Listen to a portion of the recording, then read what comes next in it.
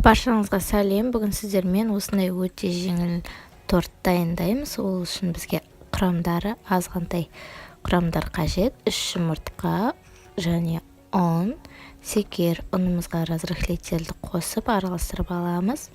Содан соң 3 жұмыртқамызды жарып, секерімізді салып, аппақ болғанша ыдысымызды төңкерген кезде массамыз қозғалмайтындай етіп миксерлеп аламыз. Содан соң ұнымызды салып, силикон қасықтың көмегімен жоғарыдан төменге қарай араластырамыз. Сол кезде сіздің массаңыз басылып қалмай, өріліп жақсы болып піседі.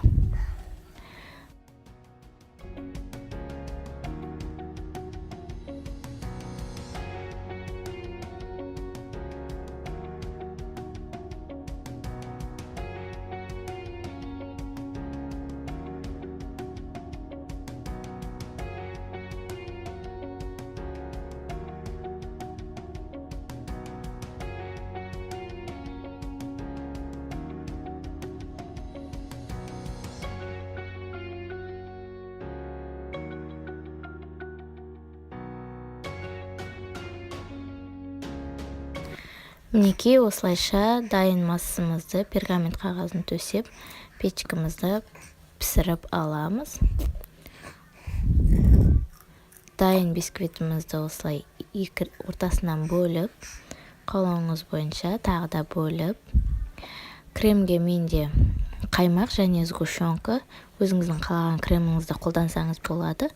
Қаймақ пен сахарный пудраны қолданып жақсаңыз да дәмі күшті болып шығады. Осылайша кремімізді жағып, ортасына бананымызды салып, тортымызды құрастырып шығамыз. Дайын болғаннан соң бетін өзіңіздің қалауыңызша әдемілесеңіз болады. Менде шоколад жақтым. Осылайша дәмді тортымыз дайын болады. Өте жеңіл дайындалады.